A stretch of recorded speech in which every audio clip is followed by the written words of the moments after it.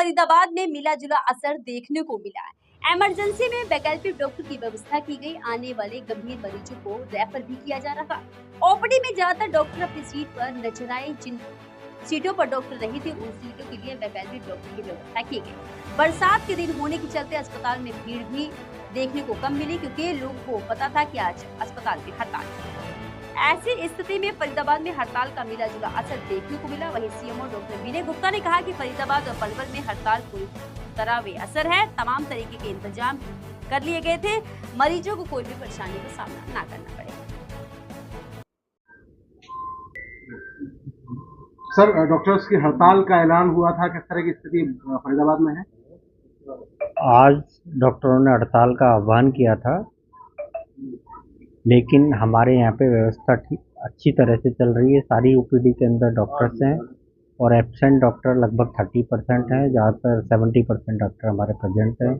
हमारी पोस्टमार्टम व्यवस्था, इमरजेंसी व्यवस्था, लेबर रूम व्यवस्था और निक्यू व्यवस्था पूर्ण रूप से चल रही है।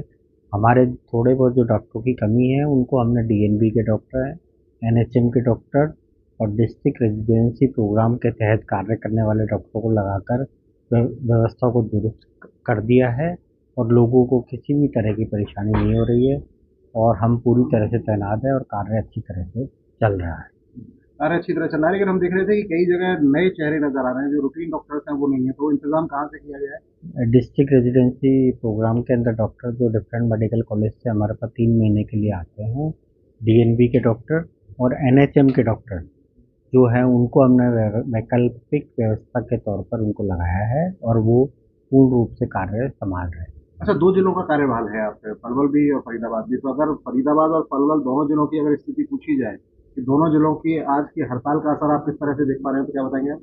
फरीदाबाद के अंदर तो हड़ताल का बहुत ही कम असर है, सारी व्यवस्था हमने पूरी रूप से कर रखी है।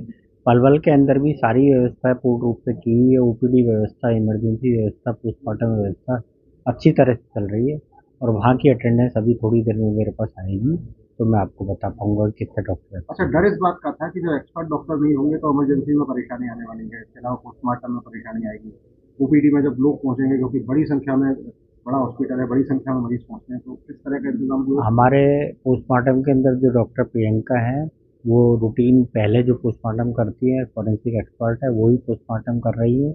इसके अलावा हमने छायसा से भी एक फॉरेंसिक एक्सपर्ट बुला लिया है, वो भी उनके साथ हेल्प कर रहा है उनकी।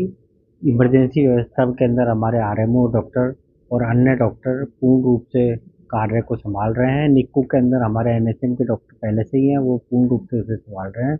लेबर रूम में हमारे जो डीएनबी स्टूडेंट है गायनी के, वो पूर्ण रूप से कार्य कर रहे हैं और व्यवस्था सुचारू रूप से चल रही है। तो ये मान के चलें डॉक्टर साहब, जिस तरह से आप बात कर रहे हैं, बता रहे हैं, दावा कर रहे हैं, स्थिति पूरी तरह से सामान्य है आपके साथ?